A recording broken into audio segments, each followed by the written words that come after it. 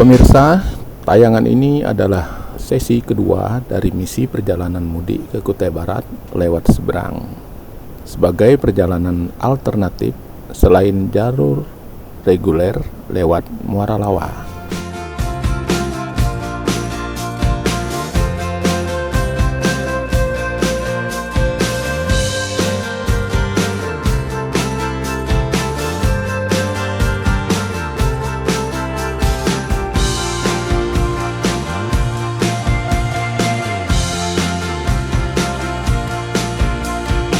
Kami sudah membuat tayangan untuk jalur ini dengan arah perjalanan dari Kutai Barat menuju Kota-Bangun dalam 2 sesi.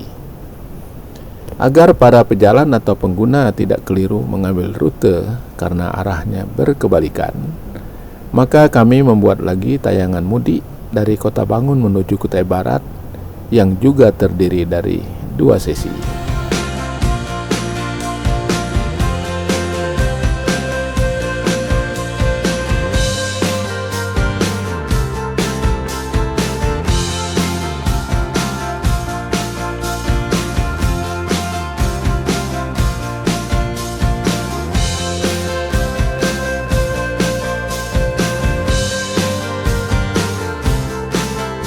Sesi pertama sudah selesai, berarti kita sudah menempuh setengah perjalanan. Meski demikian, sesi kedua ini adalah sebuah perjuangan yang lumayan jika kebetulan cuaca sedang kurang bersahabat.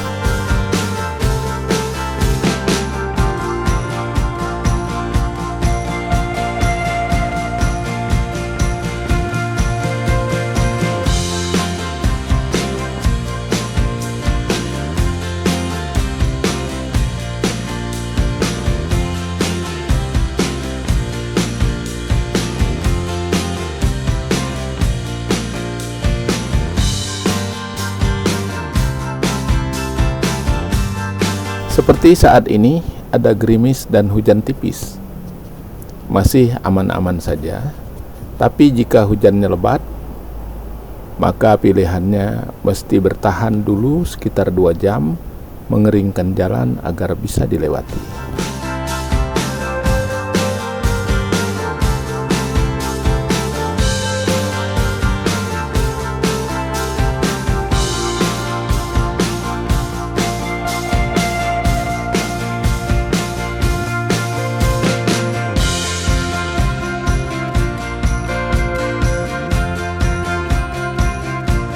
Sesi kedua ini menjadi tergantung pada cuaca karena berada di daerah pegunungan yang dengan sendirinya ada tanjakan dan turunan, terkadang landai, terkadang curam.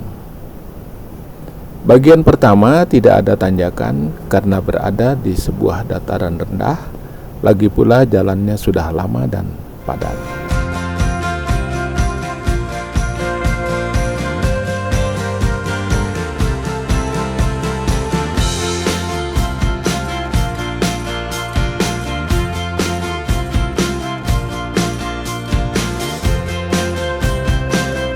Ternyata hujan tambah lebat. Ini membuat saya sedikit khawatir. Namun di sini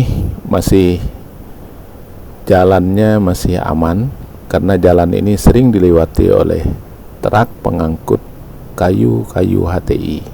Jadi jalannya cukup padat sehingga belum lengket pada roda kendaraan.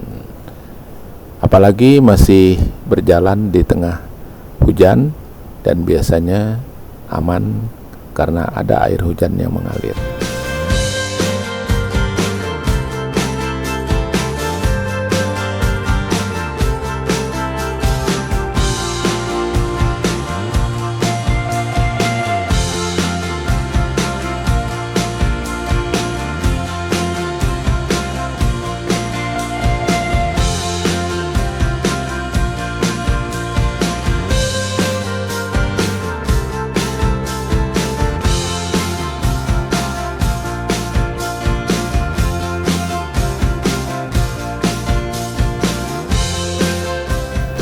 Masih bersama Rekam Wisata, sebuah YouTube channel yang bercerita apa adanya tentang berbagai peristiwa, tempat wisata, adat budaya, serta hal-hal lainnya yang mungkin langka.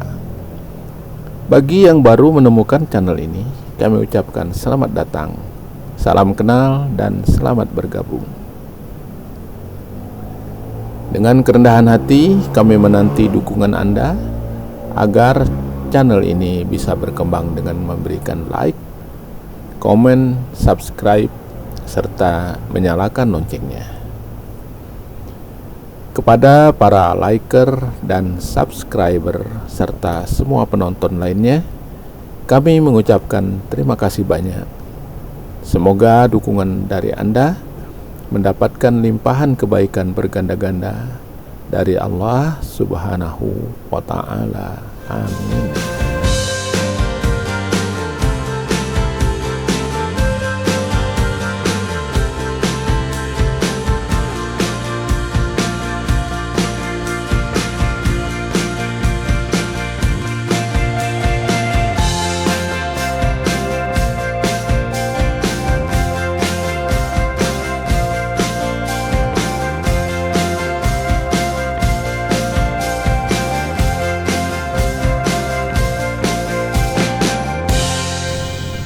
Sejak awal perjalanan sesi kedua ini, kita disiram oleh gerimis bahkan hujan tadi yang sempat membuat rasa khawatir. Namun sekarang kelihatan langit cerah dan matahari mulai memancarkan sinarnya. Ini akan membuat kering tanah jalanan yang ada di sepanjang jalan di depan kita. Kemungkinan tadi di jalan bagian ulu di daerah gunung yang nanti akan kita hitung sebagai tanjakan-tanjakan yang sulit, kemungkinan tersiram hujan. Namun seperti yang kita lihat di depan kita,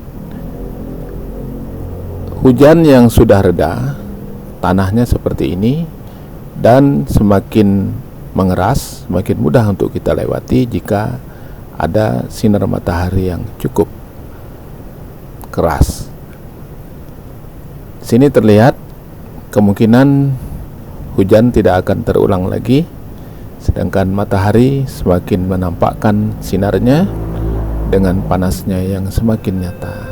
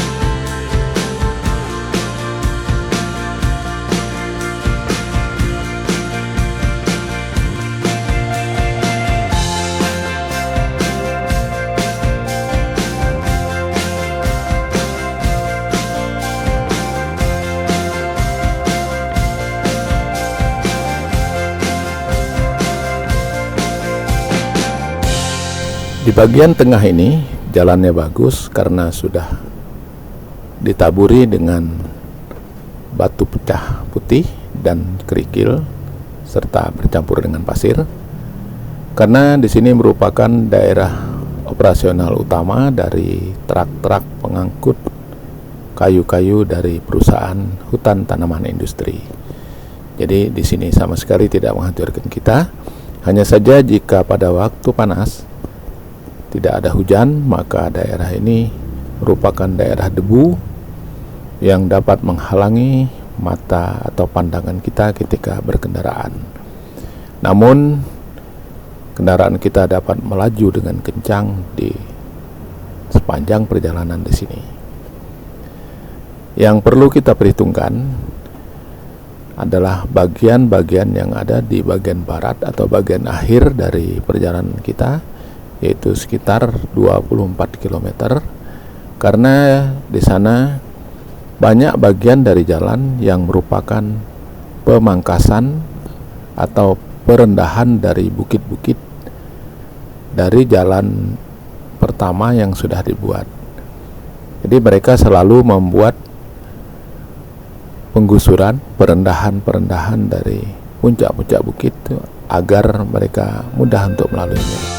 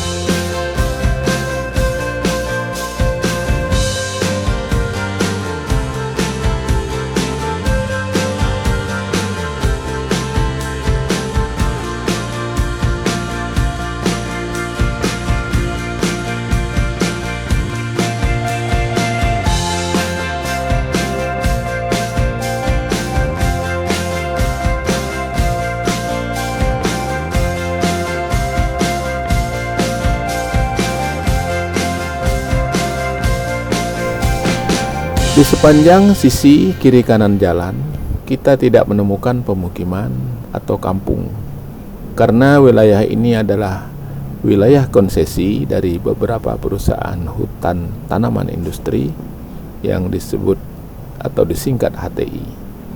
Oleh karenanya, kita tidak akan menemukan warung atau toko maupun yang serupa dengan itu.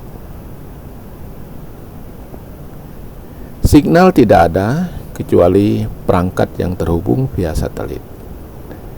Meski demikian, walaupun tanpa signal, kita masih bisa menggunakan perangkat seperti HP dan tablet untuk menjalankan aplikasi penelusuran jalan dengan menginstal app di Play Store.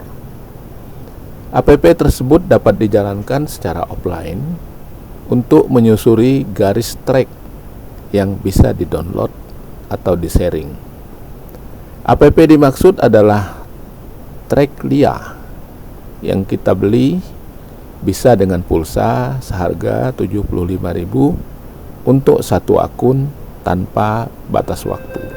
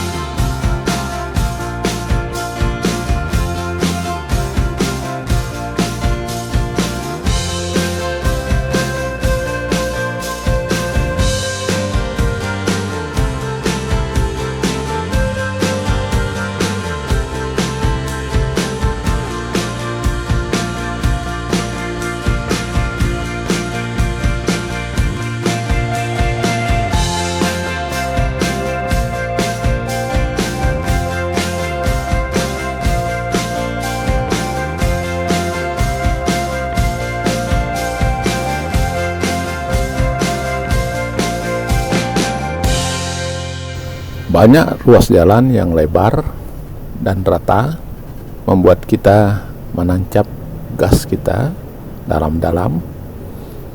Namun kita jangan sampai kurang waspada, karena di sepanjang jalan ini banyak sekali simpangan blok, ada perempatan, ada simpangan di kiri dan kanan, di mana dari simpangan itu dikhawatirkan keluar kendaraan dari perusahaan HTI yang mengangkut kayu-kayu yang sudah ditebang, atau ada kendaraan-kendaraan para operator penebangan yang keluar masuk dari blok-blok di sepanjang jalan ini.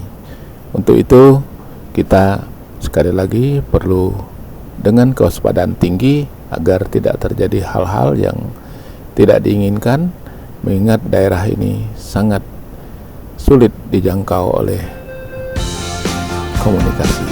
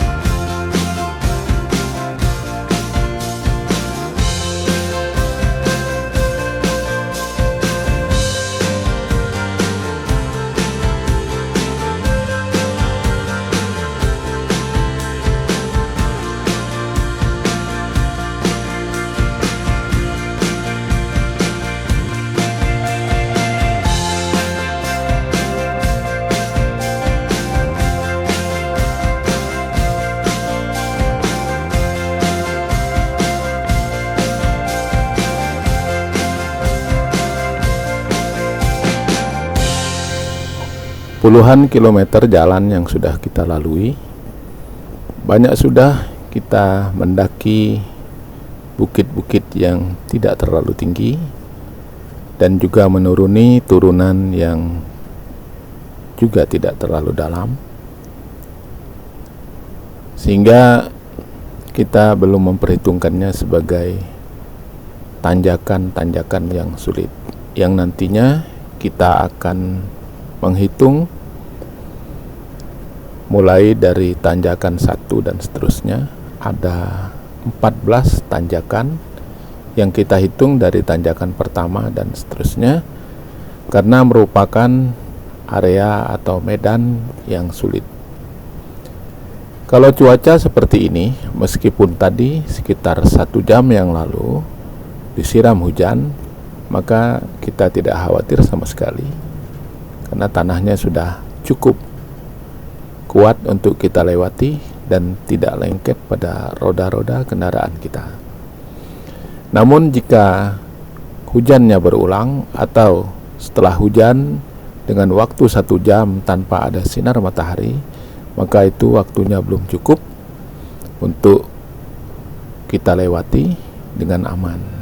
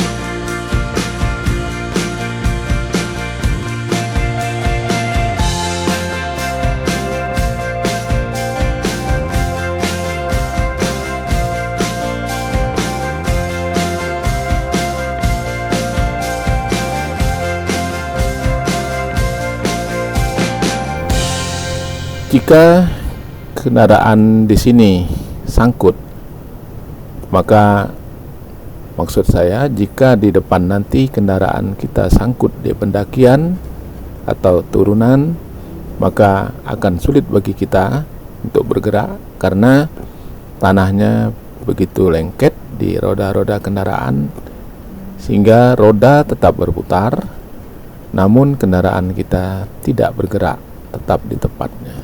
Itulah satu kesulitan tanah di sini, karena tanahnya merupakan tanah bawah seperti yang kita lihat tadi.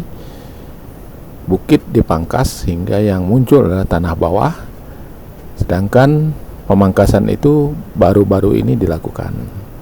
Jadi tidak cukup keras karena belum lama terbuka mendapatkan sinar matahari. Selain daripada itu, kita juga ada melalui jalan-jalan yang berpasir dalam, di mana jalan pasir itu kalau dalam keadaan basah kita mudah saja melewatinya.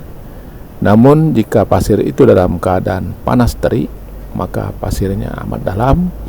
Untuk itu kita perlu kewaspadaan tinggi ketika kita melalui pasir. Maka kendaraan kita jangan sampai berhenti di tengah pasir, karena sulit sekali kita untuk keluar dari pasir itu. Dan biasanya bagian tengah-tengah jalan, disitulah pasirnya yang terbanyak, sehingga banyak kendaraan sesuai dengan bekas roda mereka mengambil bagian tepi dari jalan yang tampaknya bagus, namun itu jalan pasir dalam.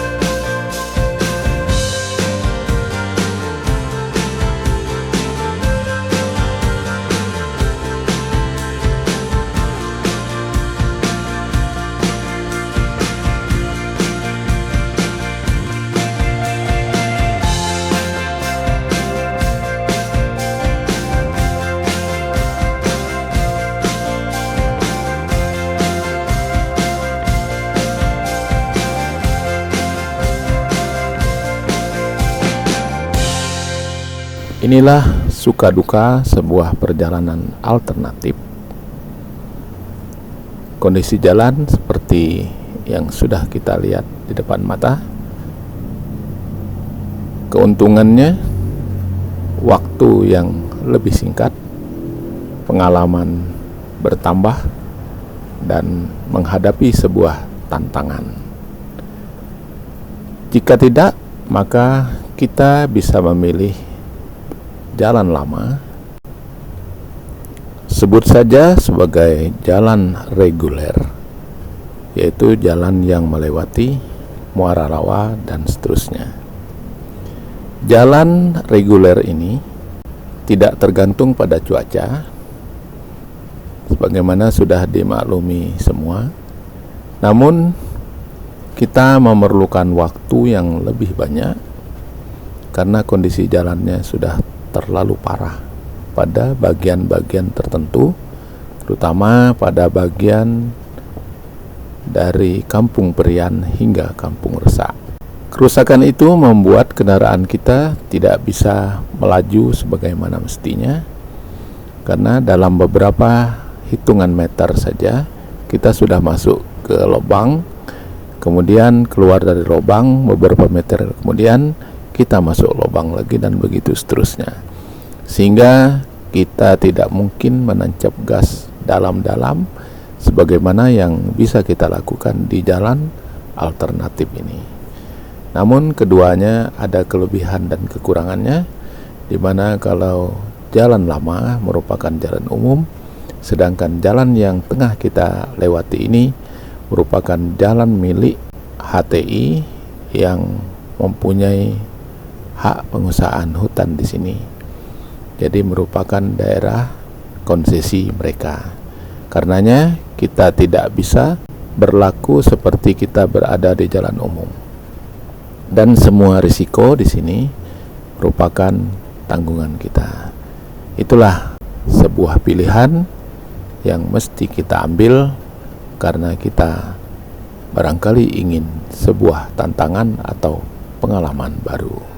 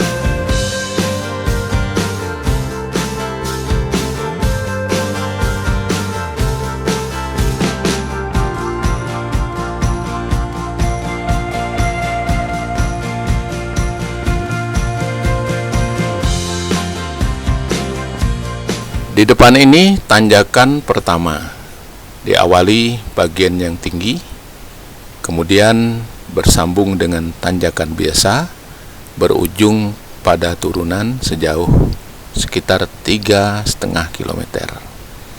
Rentang ini adalah medan berat pertama. Sampai di sini perjalanan kita sudah mencapai 80% sejak Simpang Liang. Kondisi jalan tanah seperti ini sejauh 24 km dengan banyak tanjakan. Ada tanjakan tinggi, ada tanjakan biasa dan panjang.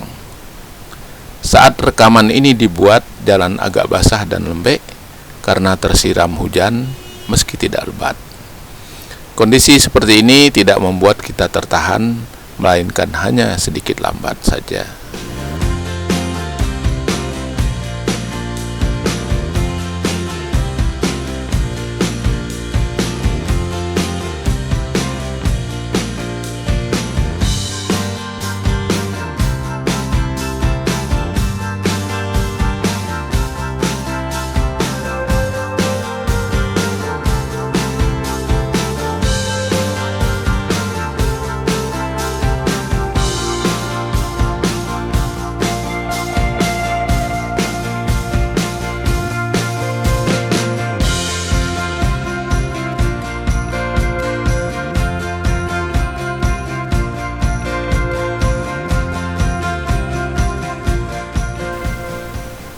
depan adalah tanjakan kedua dan berkelok. Kemudian kita perlu waspada di sebelah kanan di atasnya ada simpangan ke kanan, merupakan simpang blok. Kemudian kita menurun sedikit dan menanjak lagi pada tanjakan yang ketiga, di mana di bawahnya ini lumpurnya lumayan tebal karena merupakan gabungan dari dua turunan. Tanjakan 3 ini bergelombang hingga ke atasnya.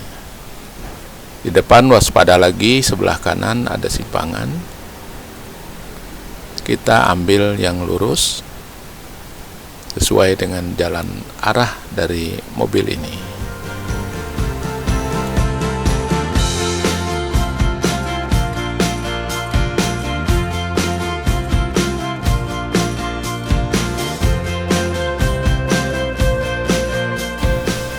Tanjakan keempat. Tanjakan ini cukup tinggi. Kemudian setelah berjalan beberapa saat, nanti kita akan menemukan simpangan. Untuk itu kita mengambil arah kanan.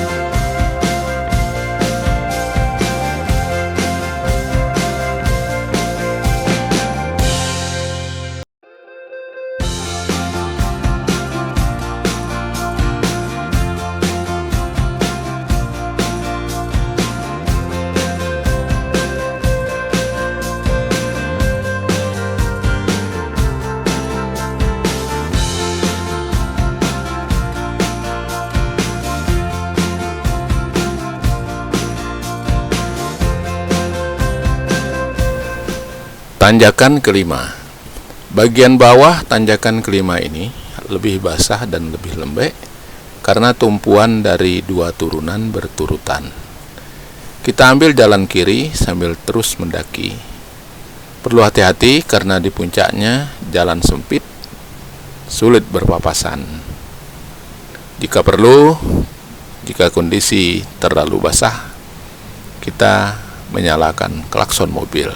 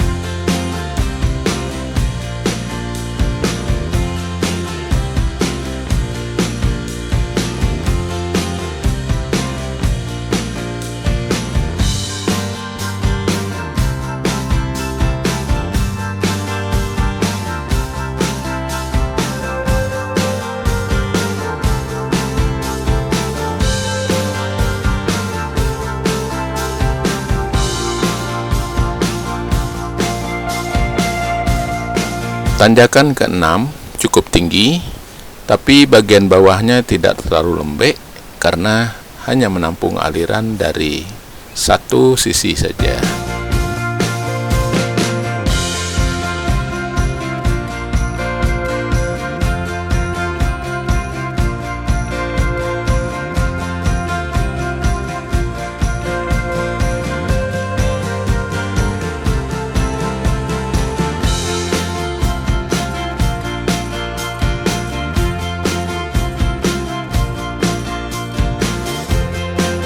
Tanjakan ke-7 serupa dengan tanjakan ke-6, namun perlu lebih hati-hati karena di puncaknya ada simpangan jalan sebelah kanan. Selain daripada itu, jalannya sempit sehingga agak susah untuk berpapasan.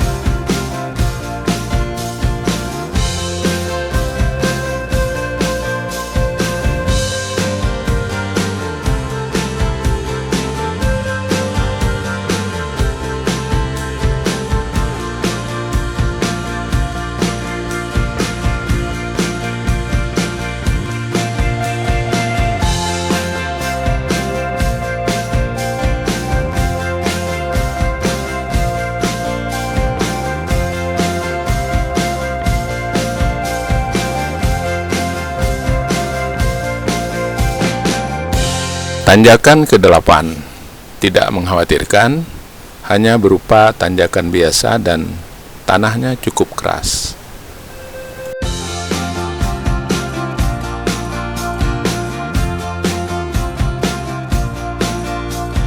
Tanjakan ke-9 cukup tinggi dan panjang, kemudian setelah menurun sedikit bersambung ke tanjakan ke-10.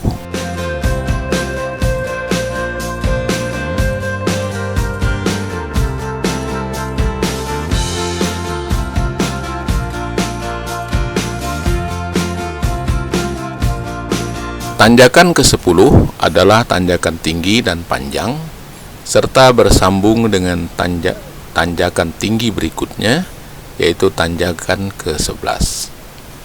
Jika baru lepas hujan, tanah di sini sangat lengket sehingga meski roda bergerak, kendaraan tetap di tempat. Inilah kesulitan di tempat jalan yang seperti ini, dan jalan ini akibat dari gunung yang dipangkas.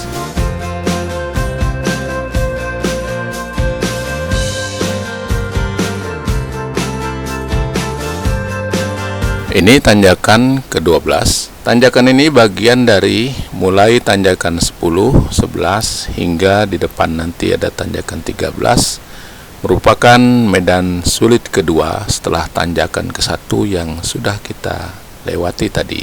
Jalannya bersambung dan tanahnya merupakan tanah dalam dari bagian bukit yang dipangkas agar lebih rendah.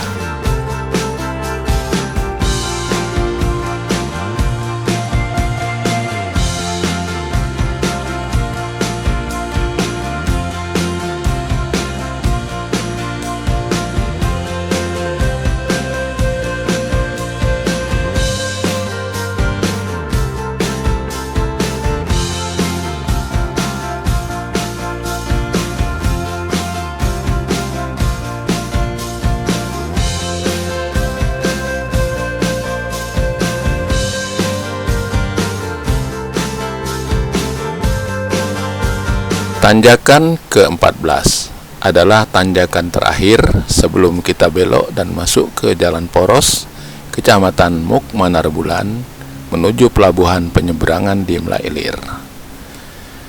Ini tidak mengkhawatirkan karena jalannya sudah ditaburi dengan batu pecah atau batu hitam.